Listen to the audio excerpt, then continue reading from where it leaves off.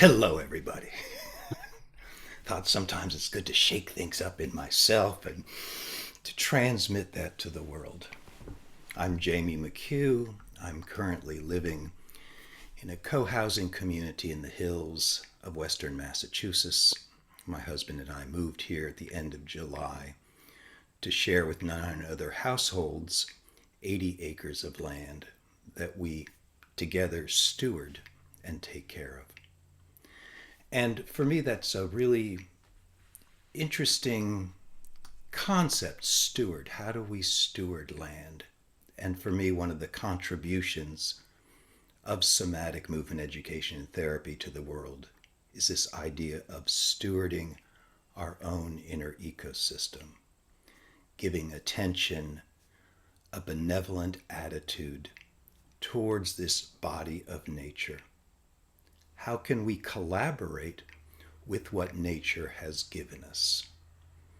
So one of the things for me that's really important about somatic movement education and therapy is this idea of what has nature given us, what's the nature of this place, and how can I begin to have a wonderful dialogue with my body.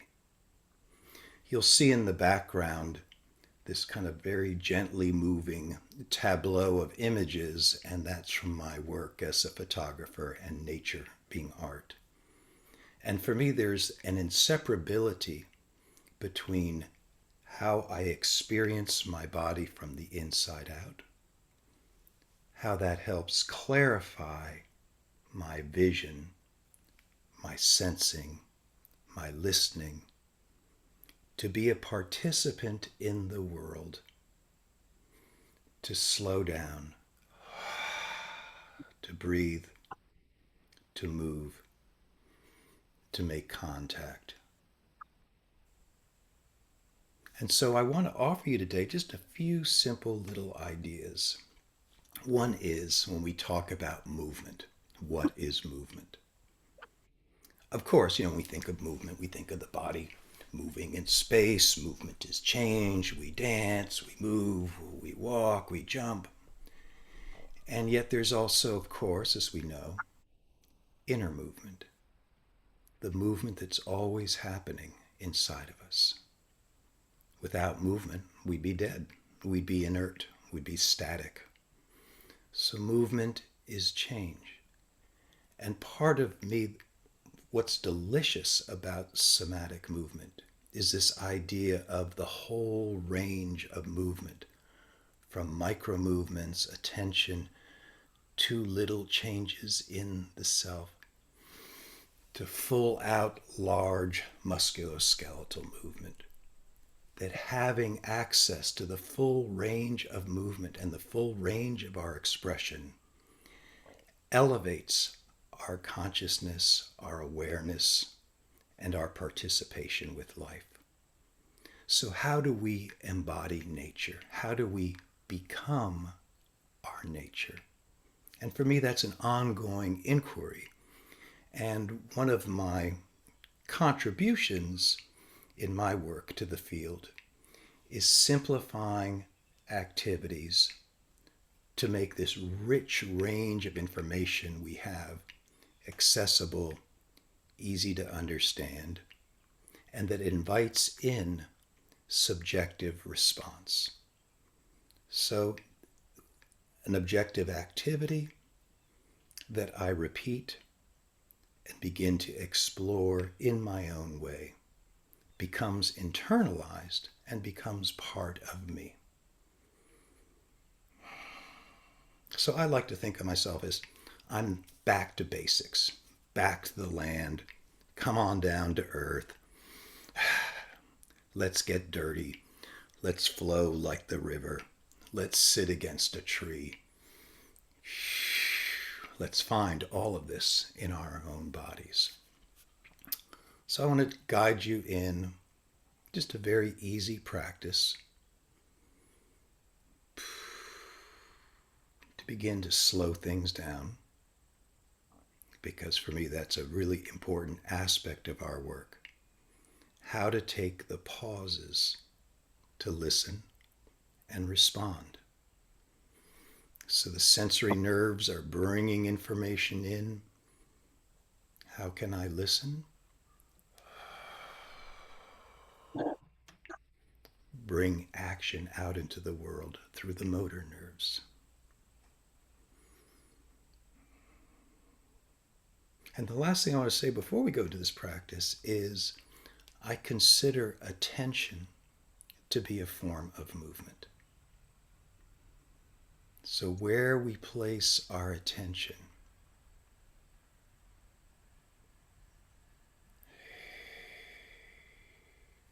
is movement. When I make contact with myself, that's movement.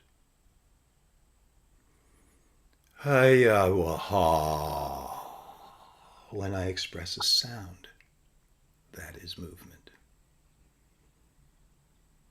So movement has so many different permutations and forms and modes of expression that we can participate with and enliven ourselves. So let's do a little practice. So I invite you to go ahead and close your eyes so that you bring your attention inwards.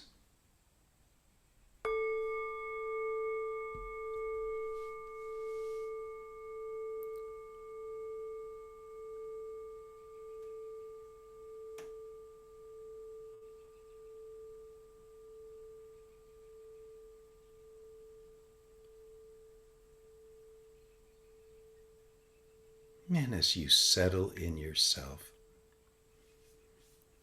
to bring one or both hands to your belly.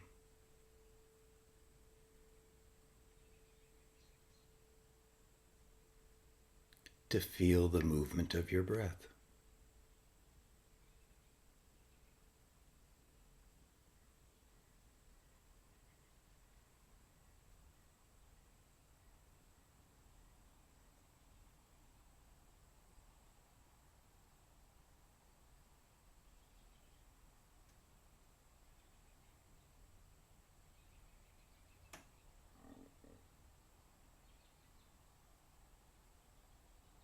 So that ebb and flow of the inhale-exhale cycle, like the ocean, in and out.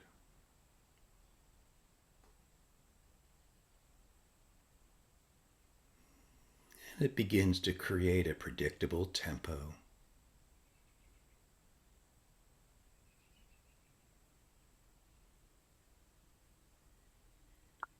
So notice what happens if you take a longer lasting inhale through the nose. Notice what happens to your belly. And then release the breath.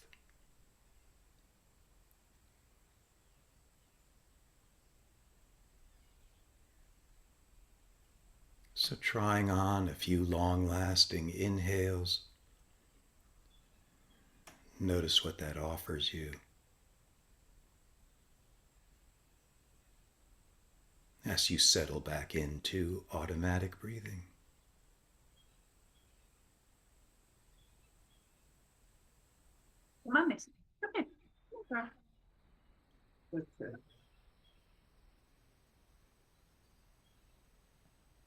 And of course, your mind may wander. That's part of being human.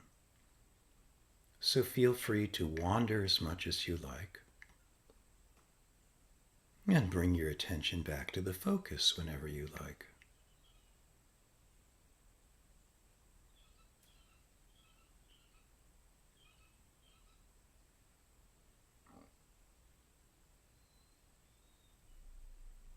And now to add to our repertoire of inquiry, to notice what happens when every now and then on your out-breath,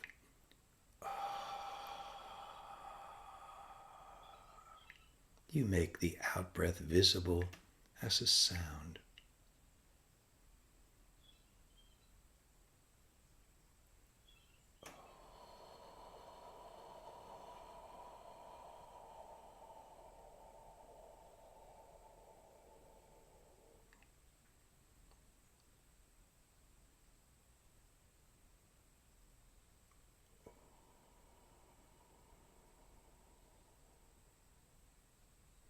And of course, there can be many gradations of sound.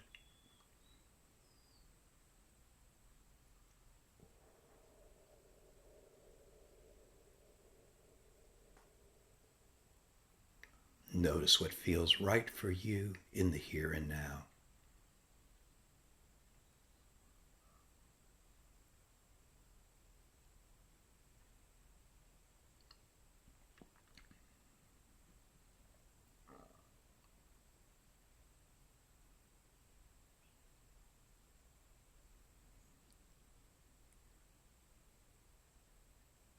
Always returning home to automatic breathing, our place of rest.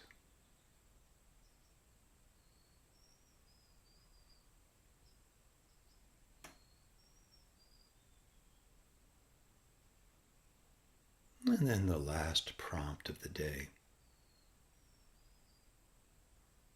As we continue to make this connection between the skull and the belly, between the mouth and the belly. As you inhale through the nose to widen the lips into a smile. And as you exhale, to soften the lips, to soften the face. Release the smile.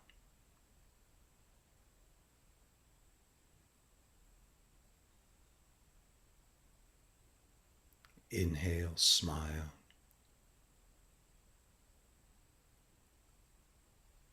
Exhale, release.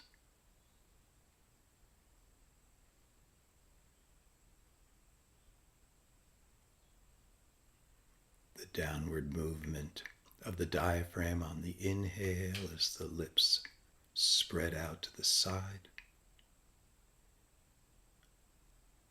The upward release of the diaphragm on the exhale as the lips soften and release.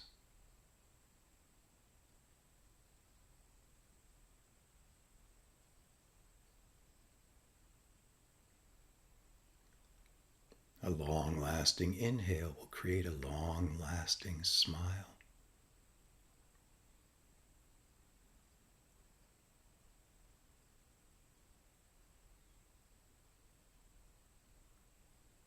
A short inhale will create a small smile.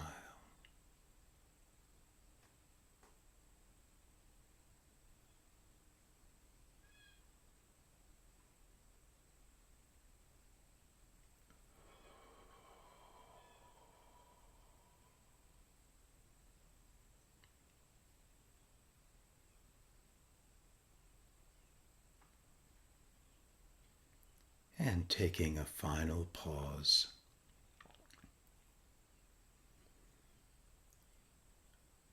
to let everything settle.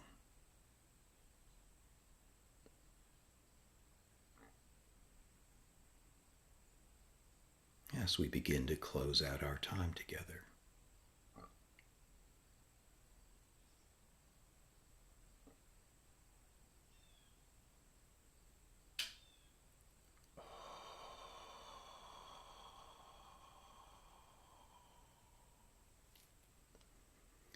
So this little bit of a practice is a way to generate our internal awareness and becomes the foundation for our outward expression, at least according to the world, is the way I see it.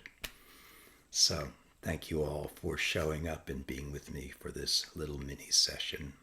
And thank you to ISMETA for hosting all of us in this nice big basket of delicious and interesting people.